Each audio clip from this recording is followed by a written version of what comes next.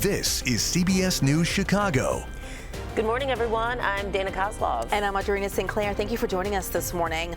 Right now, a person hit on I-57. We've been following it all morning. They were taken to the hospital, and we are live on the scene as that crash is causing some big traffic issues. And the Blue Line getting back to normal after a service disruption overnight would cause some trains to stop running for several hours. And a court hearing for a man shot multiple times by Chicago police, the charges he's now facing today. But let's begin with your first alert forecast and turn it over to Laura Bannon, who is in our First Alert Weather Center. Laura, it is much cloudier than it was a few hours ago even. We're looking real nice out there. Not really. A little fog this morning. I was like, does it? Like, really? I know. I was like, all right, I'm just in my own. We didn't catch the humor, sorry. There's my chuckles. I got it. 9:01, everyone. Yeah, we can see that skyline cut in half because we've got some fog in the sky here this morning. Mostly closer to the shoreline. Now, things are going to be improving afternoon. We do eventually pull in possibly some spotty showers and an isolated thunderstorm. We've got low pressure that's centered right over Tennessee. You can see that counterclockwise flow there that's going to be drifting those off and on showers through today. Again, for tomorrow. Forecast with the clouds, again, maybe a bit of a struggle to see things warm up, especially lakeside, but we're anticipated to get into the 70s. Storm chances really few and far between today, tomorrow. Thursday is the day that we've got a cold front that gives us an interesting setup. I've already got a weather alert out there for the potential of severe thunderstorms. We'll dive into that part of the forecast coming up.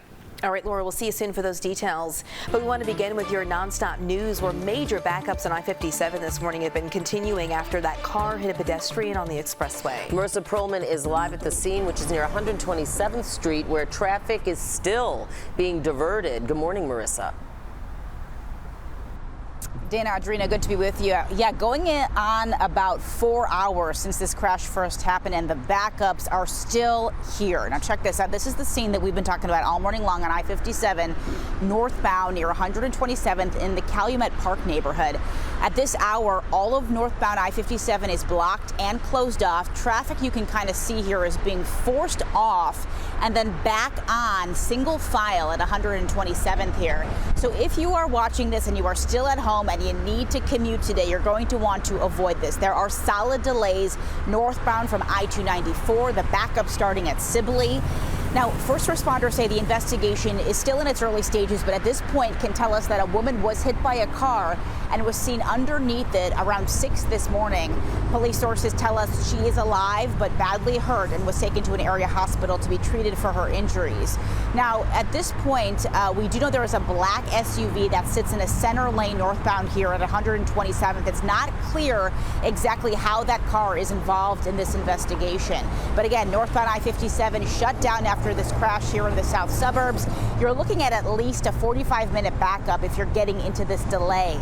Now, alternate routes right now are Kedzie, Halsted, or the Bishop Ford, but now we're looking at extra heavy traffic on the inbound Bishop Ford with the added volume from folks avoiding I-57 here. So we're going to be tracking the cleanup, the closures, and the investigation here into the afternoon hours, and we'll keep you posted if we see any movement here on I-57 at 127th. For now, we're live in Calumet Park. I'm Marissa Perlman, CBS News Chicago. Marissa, thanks so much for that update.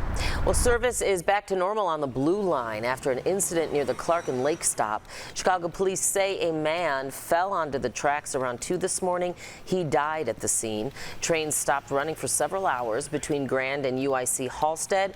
Police continue to investigate his death. And a man shot 4 times by police on the west side is now charged with aggravated assault of a police officer. Police say he had a gun. And Jackie Kostick is live at 26 in California, where he's expected to be in court today. Jackie, good morning. Ladies, good morning to you. Well, no word yet on whether the man charged will actually be able to appear in court in person today because he was shot 4 times by that Chicago police officer on Saturday night because Chicago police say he was running with a gun. Those charges came down overnight. 21-year-old Kewion Kincaid of Carroll Stream is now charged with aggravated assault of a police officer and unlawful use of a weapon, both felonies. He also had 4 outstanding warrants. It's unclear where and for what. But let's take you back to Saturday night when police say this all happened. Police responded to a call around 10:30 p.m. on Austin Avenue near Cortlandt Street. A source said the incident started near a music studio on the west side where police and fire crews get frequent calls. When police broke up a large crowd, they say Kincaid took off running in the opposite direction. Officers followed him and they say he turned on officers with a gun in his hand. Now, one of the officers fired their weapon, hitting Kincaid in the legs and hand. He was then taken to Loyola Hospital in fair condition. Again, 21-year-old Kincaid will have his bond hearing today at the Cook County Criminal Courthouse. And we also reached out to COPA and they said they'll be releasing a preliminary statement on their investigation into the officer involved in the shooting a little bit later today. Jackie Kostek, CBS News, Chicago. All right, Jackie, thank you for that update. And testimony continues today in Chrisetti Brand's murder trial, and he's accused of killing an 11-year-old boy who was trying to protect his pregnant mother. We heard his mother's emotional testimony yesterday in court. Now, Lataria Smith talked about her son, Jaden Perkins, who you see there, who was stabbed to death in March of last year. Prosecutors say Perkins was trying to stop Brand from stabbing his mother. Prosecutors say Brand broke into Smith's Edgewater home just 1 day after he was released from prison on parole. Now, Smith previously dated Brand, and she requested an order of protection, but a judge denied it. And there was actually a hearing about her request the day of the murder. Brand is acting as his own attorney and claims self-defense. So he's got to see all these videos of his every move he made on the date of the homicide, every piece of evidence collected by the Chicago Police Department. So when it comes to a point when you get to see it between the time of the arrest and today, you come to the point where you say, gee, maybe saying it's not me is not the right defense. Brand could face life in prison if he's convicted. The Sean Diddy Combs sex trafficking trial began with some shocking and pretty disturbing testimony. And today, more of the same expected when a male escort returned to the witness stand. That escort claiming he was paid to have sex with singer Cassie Ventura. Now, in opening statements, prosecutors focused on Combs' alleged abuse of then-girlfriend Ventura and another ex. But the defense argued these were voluntary relationships. The trial expected to last 8 weeks, and during the trial, the defense has promised to show video of sexual encounters which they say were consensual. Kim Kardashian arrived outside the Central Paris courthouse this morning before testifying about the robbery in 2016 where she was held at gunpoint. Her hands were zip-tied and mouth taped in a hotel suite. On the stand, she said, quote, "I absolutely did think I was going to die." She says she pleaded that she'd had babies when one person replied she'd be okay if she stayed quiet. 10 people are accused in that robbery and got away with $10 million in cash and jewelry. Rapper Tory Lanez recovering in the hospital after he was reportedly stabbed in prison yesterday during some sort of fight with a fellow inmate. Now, according to his Facebook page, he was stabbed 14 times. The post says both of his lungs collapsed and he was on a breathing apparatus, but is now breathing on his own. He's serving a 10-year sentence for shooting Megan Thee Stallion in 2020. And as we keep an eye on your world, 3 people were killed in an Israeli airstrike on a hospital in Gaza early this morning. 10 other people were hurt. The Israeli military claims it had precisely hit Hamas militants operating within a command center at the hospital. Israel has promised to intensify its offensive, including seizing Gaza and displacing many Palestinians again. And the last living American kidnapped by Hamas is now free and being treated in a hospital in Tel Aviv. Yes, he was released in what's being called a goodwill gesture. Edan Alexander was held hostage for 584 days.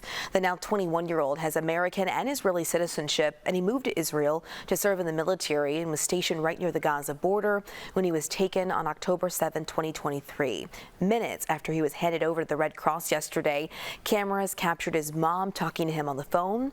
And while in New Jersey, hundreds of friends and supporters watched this video of his release. I love you, and I'm gonna see you soon. Edan's a fighter. This is a family of fighters, and Yael has been fighting from the beginning for her son. And so as happy as we are, I'm happier to see her reaction.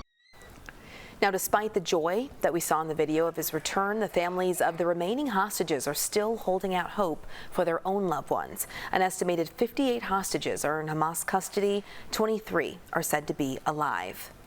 And President Donald Trump is in Saudi Arabia right now as part of a 4-day trip to the Middle East. And you're taking a live look now at the investment summit he's attending with some major companies. He's also met with the Saudi royal family. Naomi Ruckham breaks down what to expect through the end of this trip. Today, President Donald Trump met with Saudi Arabia's Crown Prince Mohammed bin Salman in Riyadh. The main focus, business investment. Later, President Trump also attends an investment summit with executives expected from several major companies, including Nvidia, Citigroup, and Uber. The president will also visit Qatar and the United Arab Emirates this week. Thank you very much. Ahead of the trip, the president doubled down on defending plans to possibly use a luxury jet donated by Qatar, calling it a gift to the Defense Department. I could be a stupid person, say, no, we don't want a free, very expensive airplane.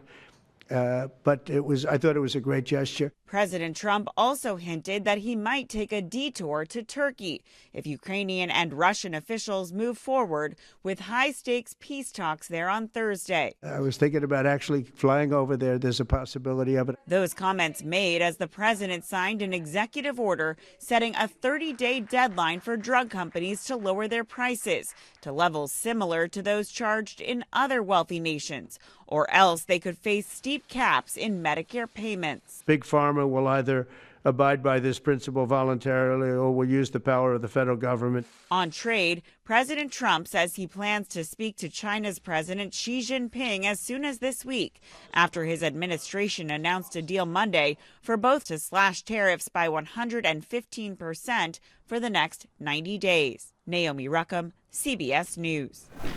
And the Trump administration is ending temporary protected status for refugees from Afghanistan. DHS Secretary Kristi Noem says conditions have improved enough that people can return to their homeland. Many of the Afghans left when the Taliban took control and the U.S. withdrew its forces from the country. One refugee rights group called the action a betrayal of people who risked their lives for the United States. That change comes as dozens of Afrikaners arrived in the U.S. after the Trump administration granted them refugee status. The 59 white South Africans claim they are being discriminated against in their home country following a law meant to undo the legacy of apartheid. It lets the government take land from some white farmers and redistribute it to black South Africans. Now, the South African government says the allegations that Afrikaners are being persecuted are, quote, completely false. Afrikaners are the descendants of mainly Dutch and French colonial settlers who arrived in South Africa in the 1600s. They are South Africa's largest white group, making up about 4% of the country's population. The South African government also says they are among the richest and most financially successful people in the country. Afrikaners were the leaders of apartheid, which ended in 1994. Well, next, it's National Salvation Army Week, and someone from the organization joins us live to talk about what it is and how you can participate. Welcome back to the show. It is National Salvation Army Week, celebrating the amazing work it does and the people who give their time to help others. The organization has been transforming lives since it was first founded in 1865. And Major Kendall Matthews, the Associate Chicago Area Commander, is joining us live this morning. Good morning. Good morning. Thank you for having me this morning and to talk about the work of the Salvation Army and its impact here in the Chicago area for several years. Yeah, well, several years for sure. I mean, decades at least, right? Okay, tell us a little bit about National Salvation Army Week and how it started. Well, National Salvation Army Week was started because we wanted people to know the work of the Army was all year round, to recognize, the shelter work, the food work, the work that we do to help reclaim people's lives. Since 1954, President Eisenhower pretty much said this organization needs to be recognized. So he started it all in 54 by recognizing the work of the Salvation Army, the essential work that impacts the lives of people. And Major, we know about the Red Kettle campaign. We partnered with you guys for that. We also know about Angel Tree. That's a really popular one during the holidays. But you guys have so many programs that you run all year. Can you tell us, like, maybe an example of one of those that's really important? Well, one of our important programs is really our Harbor Light and our sheltering programs. You know, there are several people who find themselves needing housing during these rough times. So our shelter program, our Shield of Hope, our Freedom Center, our programs that really help to save people's lives. And we do that by providing those housing services, those services to help people, to get back on their feet again.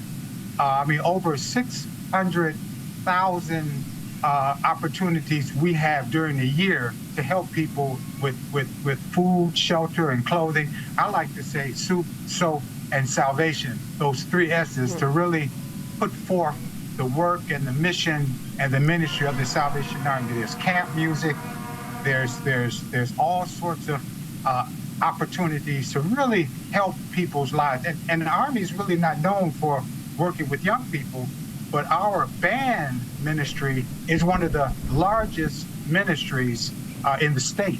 And so we take pride in that, and which is one of the other areas of services that we do here in the community. Which program would you say is the most in demand? Well, in demand right now is food and shelter.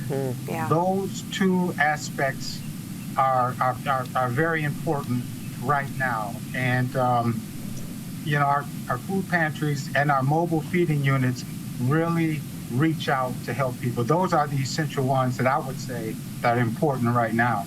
All right. Really important to know as people look for ways to give and help. We know that that money goes directly to those programs. Major Kendall Matthews from the Salvation Army, thank you for joining us to share more about National Salvation Army Week. We appreciate you being with us. Thank you so much for having me. Have a wonderful day. Speaking of a wonderful day, it's not so wonderful. I mean, Laura, it's nice out. It's fine. The temperatures are fantastic, but it's not going to be bright and sunny. Yeah, it's like we got to do something about the skies now. Yeah. It's going to get better. We'll see a little sun, but I think mostly clouds going to be the big thing today. But we are looking at least focusing on that temperature trend. That's what Dana was really focused on. And those near 90 on Thursday. She's like, it's not nice today. And she's like, no. And then we'll get to the later part of the forecast next week where it all drops off. It all changes. But we are looking at some summer-like warmth here this week, especially away from the lake. We still have those chilly lake waters in place. That's keeping that lakefront in the 60s here today, tomorrow as well. Now today, tomorrow, spotty chance for a shower or thunderstorm. That rain chance very minimal and low. Most of the day is going to be completely dry, but we do pull in some clouds. Thursday, big question mark on this part of the forecast, whether or not these storms will develop. Honestly, I think the cap is going to win this round, but if that breaks, we may see an isolated shower or thunderstorm, and that thunderstorm potential, it's going to pack a huge punch with large hail, damaging wind, potentially a supercell here. So potentially could be a nasty day, but again, I don't really know if anything, I don't see the cap really breaking to really change that setup by any means. But nonetheless, we're going to alert you as we get closer. We're really going to be narrowing down the timing of this. Between 2 and 9 o'clock is going to be that window that we could potentially see some thunderstorms. Now, low pressure is spinning just to the south of us, and that's going to give us some showers, some thunderstorm chances. I think mostly out across parts of northwest Indiana by the late day today, tonight, mostly cloudy, and then we see those sporadic showers again for tomorrow. Possibly a thunderstorm, but not expecting a big severe weather threat. Moving through Thursday, here's this latest look at this one here, really enthusiastic and really showing a big blow up with those thunderstorms that come through, and that's right in line with that level 2 risk from the Storm Prediction Center. So we'll see whether or not this can materialize again, but Thursday will be a day to watch. 77 degrees for the high today. That's out at Chicago. Hare, Midway 75, 60s Lakeside, and then 70s and some 80s. 80 degrees Joliet and Morris, 77 Kankakee. 7-day forecast, upper 70s and 80s again for tomorrow with that that small shower storm chance. We go to 30% on Thursday. Storms again, mostly in the evening hours after we see a high of 89 degrees. Windy, very windy on Friday, at least for Friday, Saturday, and then those cooling changes going down into the upper 50s by Monday. It's cruel, Chris, to be talking about near 90 to 50s for highs next week. We're doing so well. Pretty wild. It's all over the map. Yeah, I know. I was actually able to fly a little bit this morning before that fog rolled in. Got everything low. What is the opposite of low? High. What is high? The travel times. Very high everywhere. The inbound side of I-57, it's been devastating all day because since about 6 o'clock this morning, the inbound lanes have been closed at 127th, all traffic forced off and then back on there. We heard from Marissa Perlman. She's been out there. We also have bridge inspection as promised this week on the eastbound lanes of Interstate 80 at the Des Plaines River in Joliet. Also the Kennedy Expressway. I'm going to talk about that in just a minute because the Kennedy is a mess all unto itself. Let's go ahead and take a look here. We've got with everything closed off there at 127th. It's a solid delay from all the way back at the Tri-State Tollway. So Kedzie, Halstead, Bishop Ford, but at the Bishop Ford, yeah, you're going to have a lot of extra company there on the Ford. They're trying to work around this. We've got the traffic flow, which isn't flowing on most of the expressways, but look at the Kennedy Expressway. The Kennedy Expressway is an absolute disaster. We had an earlier crash on the outbound Edens, which torpedoed the reversible lanes, which, as you're well aware, once you get into them, does nothing but dump you on the Edens. So at one time, get this, the travel time on the outbound Kennedy reversibles was 2 hours. Now, we have a brand new incident right around Augusta. It looks like in the locals, a vehicle fire. Stay off the Kennedy. You can't win today. Chris Habermill, CBS News Chicago. Yeah, 2 hours. It's horrible. Just Chris, stay home. I know. Thanks, if you can. You probably right, can't. Yeah, no. Well, still ahead, Chicago's El Grito Festival is coming back this year for Mexican Independence Day with a new experience. And for today's Jumpstart, we are live at Galloping Ghost Arcade in Brookfield, where visitors can find more than 1,000 games from around the world. Talk about nostalgia. We'll be right back. The Cubs are celebrating Mexican heritage at Wrigley Field tonight. You are taking a live look at the ballpark thanks to our friends at EarthCam. Yeah, the team sold out of their special edition jerseys created by Pilsen-based street artist Centroc, but you can still get a Mexican heritage t-shirt and a special ticket offer, and you can get the ticket at cubs.com/specials. And El Grito Festival is coming back to celebrate Mexican Independence Day, and pre-sale tickets are already on sale. It'll be back on September 13th and 14th at Grant Park. That festival started last year, and organizers say 24,000 people came out to attend. What's new this year, though, is a special VIP experience that gets you things like an expedited entrance. They've got a lounge, front stage viewing. Those tickets start at $60. Other tickets are below $30, which is actually cheaper than a lot of festivals because sometimes it's like hundreds of bucks. Oh yeah, especially for VIP. Yeah, especially for VIP. Definitely something worth considering if you're a fan of that fest, right? Well, next at 9:30, the CTA has a no-ride list meant to keep problematic passengers off trains. This morning, we're learning it's not so easy to enforce that, and workers are calling for some changes and some help. Plus, a new role for NBA great Michael Jordan, how he's taken his talents to TV.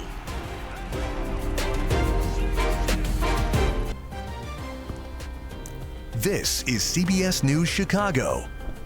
Good morning, and great to be with you. I'm Audrina Sinclair. And I'm Dana Kozlov. It's 9:30. Thanks so much for staying with us on this Tuesday. And let's begin with your first alert forecast. Warm and a bit humid, too, Laura.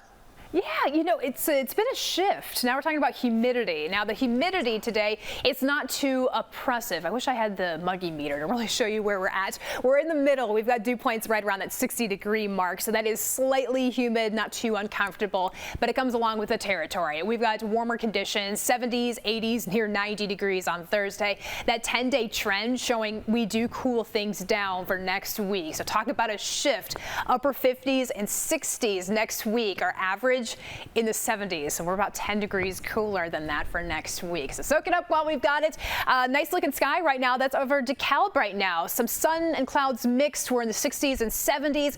Low pressure will keep in this small shower storm potential that will pop up during the day. That chance few and far between. So again, as you make your plans here today, no need for the umbrella or even to cancel those plans. But do plan on at least that small chance at a stray shower or two. We'll go through the 70s here today, near 90 on Thursday, but that is a weather alert day. We'll explain everything you need to know for that storm chance coming up in my next report. All right, Laura, see you then. Well, a live look at I-57 right now near 127th, where traffic is moving again after all northbound lanes were shut down for hours after a car hit a pedestrian. Paramedics rushed the woman to the hospital. Officials say she's alive but badly hurt. We don't have an update, though, on her specific condition. And Illinois State Police and IDOT Minutemen were on the scene this morning as authorities directed traffic off at the ramp. You can see the hood of this SUV crumpled. It's not clear what the woman was doing on the expressway or if any citations will be issued to anyone. Right now, we're working to find out how a man ended up in Lake Michigan and then later died. CBS Skywatch, you can see here over that scene yesterday afternoon near 31st Street Harbor in Bronzeville. This was about 2 p.m. And that's when Chicago police were called out. The Marine unit responded to calls of a person in the water. Crews say the man was unresponsive when they pulled him out. And another water rescue, this time in West Suburban Geneva. Here's a map of where 2 women were pulled from the Fox River Sunday night after they fell out of their kayaks. 2 police officers there in Geneva helped one woman to the shore near Bennett Street, and then a fire rescue boat was sent out to help another woman. We've since learned one of them went to the hospital for treatment. Longtime Civic leader and urban planner Lori Healy is being laid to rest today. Several current and former elected officials will be there. Healy died earlier this month from pancreatic cancer. She served as former Mayor Richard M. Daley's chief of staff, was the former CEO of the Metropolitan Pier and Exposition Authority, and most recently led the Obama Presidential Center project. Haley's funeral service gets underway right now at Chicago Women's Park and Gardens. Today, Cook County leaders are celebrating the opening of a new Freedom Defense Center of Roseland. It's meant to take criminal legal defense out of the courthouse and create a more collaborative representation in the community. Cook County Board President Tony Preckwinkle will join the Public Defender's Office for a celebration at 11 this morning at 114th and Michigan. Now, in addition to legal services, this new center will also partner with other organizations to provide support services and everything from housing to health care and violence prevention as well. And also today, Illinois Attorney General Kwame Raoul will join several other attorneys general to announce multi-state legal action. Now, they said that's what it's called, but they didn't say what it will be yet. They'll be speaking at noon to give some more details, though. Raoul says that he's already taken several actions against the Trump administration, including the one we told you about. It was the challenge to the executive order seeking to limit birthright citizenship, and he has joined lawsuits against the administration's attempts to freeze or cut federal funding for a number of programs. Your Cook County property tax bill could be delayed. A data error at the Cook County Assessor's Office is holding up a key step in that property tax process. Assessor Fritz Kage's office is blaming Tyler Technologies, the contractor in charge of updating the data systems across the country's property tax offices. But Cook County Board Preckwinkle's office is saying the problem originated during the assessor's portion of the process, which was, quote, not transmitted to the state in a timely manner. Now, Kage's office sent a statement saying, in part, for the past 6 months, the assessor's office has been sounding the alarm on this issue. It is not an easy process to retire this antiquated system, and it is imperative that all of the data transferred to the new system is correct. His office also added they have made repeated requests to Tyler Technologies to correct the reports. Transit workers and union leaders say the CTA banned riders list needs better enforcement. Since January of last year, the CTA has asked administrative law judges to suspend ridership 30 times. They've had 11 suspensions approved, and we've shown you how difficult that list can be to enforce in the past. When a woman recorded this video of a man for harassment, he was already banned from stepping foot on CTA property. Now, union leaders representing train and bus operators say they want a dedicated police force. So you ban a person, they're approved by the court. Who's going to enforce it? Not my operator. You have a monitor on buses. Why not let the passenger know that this person shouldn't be on the bus? Why not alert them too? Put their picture up on that monitor screen. Union leaders say they're supporting legislation for new safety measures and funding in Springfield that needs to pass by the end of the month. New leaders are being sworn into office in Aurora tonight, including incoming Mayor John Lash. He won against outgoing Mayor Richard Irvin with 53% of the vote. Lash previously served as alderman at large, and he campaigned on lowering debt in the city, investing in green energy, and improving infrastructure. Lash and several alders will be sworn in at 6:30 tonight at the Paramount Theater. That includes 29-year-old Keith Larson, who is now the youngest person ever elected to the Aurora City Council. An unlucky coin flip ended up costing the Bulls winning the #1 draft pick. Instead, they're stuck in the 12th overall spot in next month's NBA draft. And Illini early entries Kasparis Giacochonis and Will Riley were in attendance at the lottery proceedings at McCormick Place ahead of the draft combine. The Bulls lost a tie-breaking coin toss with Dallas, so with a slightly better 1.8% chance, the Mavericks landed the #1 pick. The Mavs go from trading superstar Luka Doncic to likely getting Duke's Cooper Flagg. But last year's lottery pick Bulls forward Matas Buzelis thinks the Bulls can still draft a quality player at 12. I know a lot of these guys just from playing basketball, watching basketball. I'm a hoop junkie, so I know most of them. So we'll see what happens. These guys are extremely talented, and we'll see what happens. The Chicago Sky was smiling for the cameras on Media Day ahead of Saturday's season opener in Indy against Caitlin Clark and the Fever. Angel Reese pointed to the structure that was missing during her rookie season as she begins year 2 under new head coach Tyler Marsh. And New York is looking to clinch the series against Boston in Game 5. Tomorrow night, the Knicks defeated the Celtics 121-113 in their last meeting on Monday. Now, New York had just taken control of the game when Jason Tatum fell to the court with a potentially severe right leg injury. The specifics of Tatum's injury are uncertain. The Knicks need one more victory to reach the conference finals for the first time in 25 years. That is why I didn't go to sleep last night. Yeah. It was such a good game. All right, well, Bulls legend Michael Jordan returning to your TV screen. He'll be an NBA commentator on a new broadcast on NBC. It's his first time taking on a role like this, and the network shared the announcement with this video with some of his highlights from his career. This show is supposed to start in October.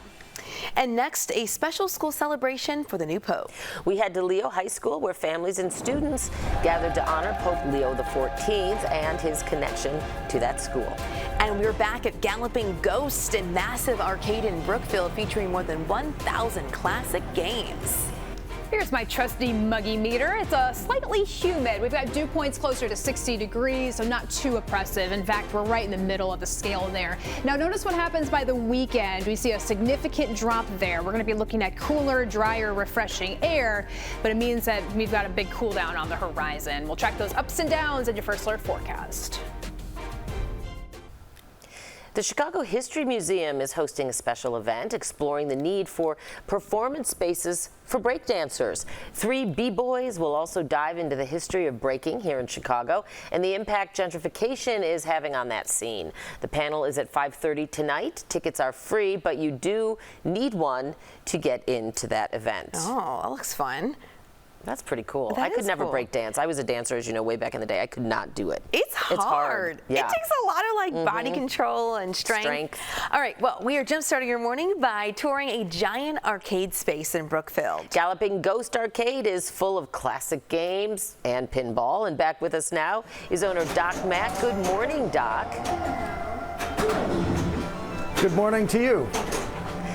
Thank you so much for coming back. We're down here at our pinball building this time. I know it's the largest arcade in the world, you say, which is pretty cool. And last hour we talked about, you know, sort of who your main clientele is, and you said everyone. But what games do they gravitate to the most? It depends. Often a lot of the parents are showing their kids the games they used to play, and those become their new favorites. which is kind of the circular following of games. The circle and of life. It's a lot of people. It really is. People find new games that they absolutely love all the time, and it's true with pinball too. While we don't have as many down here at pinball, we've got 47 machines, nowhere near as many on the video side, but we have a lot of very, very rare machines, a lot of horror-themed, movie-based games. And it's also a free play model. So if you're going to the arcade for $5 more, you can come and play pinball all day too. Oh, nice. We have a lot of the classic games and newer stuff like Godzilla. This is one of the new Stern machines. This one, amazing game. Huge Godzilla fan myself, and it's one of those where pinball is so theme-based. And people have no shortage of games that they find and play and enjoy here. One of our newest is Evil Dead from Spooky Pinball, and we just got this in, and this has been drawing players in from all over the place. We're the first location in Chicago to have it, so people have to come check it out and see what it's all about and enjoy it. It's very a unique game, to say the least. Yeah, and Doc, it's evil. They hit. You were saying earlier that Yes. you had over, I know you're in the pinball area, but in the arcade area, you have over 1,000 machines there. What are some of the most popular games that people play there and come to your spot only to play? People play games like Mortal Kombat and Street Fighter and The Grid. Those are incredibly popular, but the classics like Q*bert and Rampage, Donkey Kong, Pac-Man, it's the longest list of games you could ever imagine. So if you played it back in the day, it's there. And everybody has a different favorite, so everything gets played.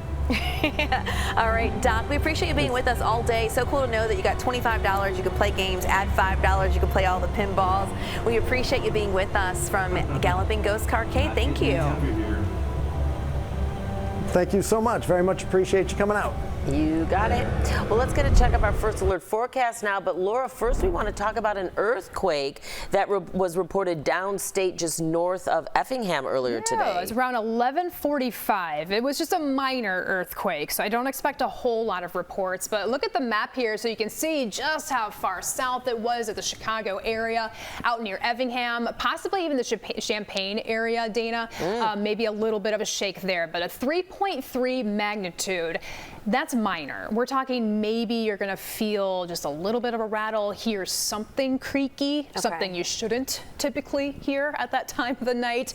I even looked on that Did You Feel It map that the USGS puts out. There was one report in Will County. Okay, interesting. Oh, well, that's our area. Yeah, it's our area. Yep. So around 11:45, if you heard something, maybe felt a little bit of a shake, let us know. We did have one report out near Mattoon, and that was from Joshua. We found this on our Trusty X account. It says, I live in Mattoon. I was in the shower and heard a window rattle. I suspected an earthquake. Thanks for this report. Oh, he was correct. Exactly. You know, I was saying to you guys off camera that I just picked up my son in Champaign and brought him home for the summer, and I wonder if he had stayed, if he would have, if the students at U of I would have felt it, because that's pretty cool. That's getting close to Effingham. Yeah. It's usually when you get that 3 magnitude scale, it's really near the epicenter that you're going to feel something, and that's really if you are maybe positioned looking for it. We're not really looking for earthquakes or trying to feel it or anything like that. So you gotta have awareness is key. Good to know. Good to know. But also just interesting, you know, because people there might wake up and go, I knew I felt a little something. We don't get to talk about earthquakes too often. I'm not having a stroke. Nope. You are A-okay. I didn't feel anything though, but in general, that's what I would be thinking. Regardless, you're doing just fine. Yeah. All right.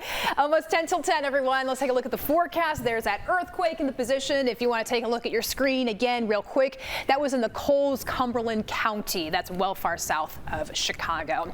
In our weather headlines, summer warmth continues. In fact, it's only going to get hotter on Thursday, near 90 degrees.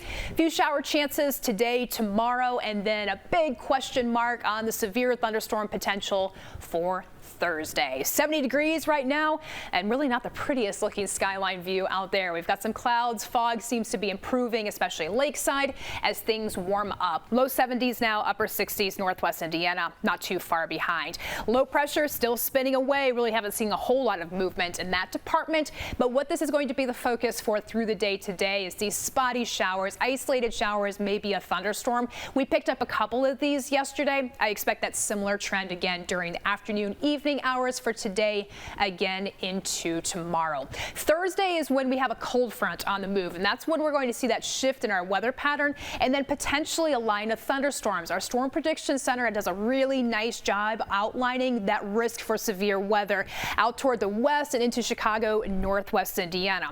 The problem with this, though, is that we've got a really strong cap in place. If that cap can break, we can get over that. We are looking at explosive storm development for that late day evening time period with large hail, damaging wind, and potentially some tornadoes. There's a chance, though, nothing happens at all. So we'll monitor that one closely. It's just more so put this in the back of your mind as you make your plans this week.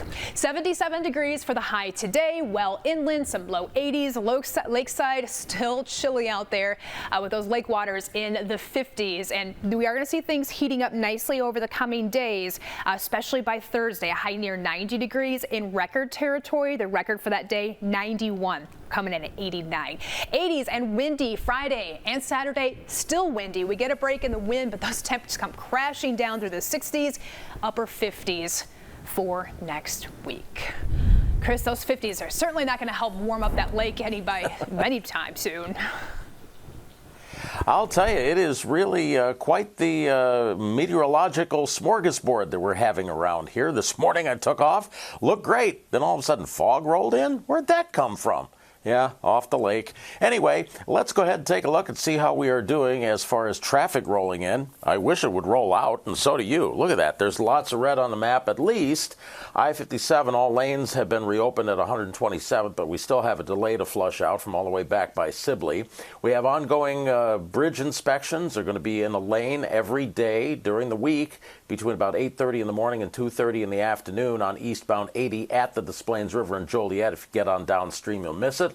We also have a couple of things going on the Kennedy. Look at the Kennedy. Both inbound and outbound are just bound. The inbound side of the Kennedy solid from the Jefferson Park Tunnel because we had an earlier minor incident which turned into a major scuffle between some folks inbound at Division, and on the outbound side what turned out to be an overheat instead of a car fire, thankfully, is right around Augusta in the work zone. Have a great day, drive safe, and let's be nice to each other. Chris Habermill, CBS News Chicago. Say it again, Chris. Thank you. Well, a special celebration was held at Leo High School for the new Pope, and the school actually named after Pope Leo XIII. Our Sade Gray spoke to some students who say celebrating a hometown hero turned Holy Father proves that faith and service can take them anywhere.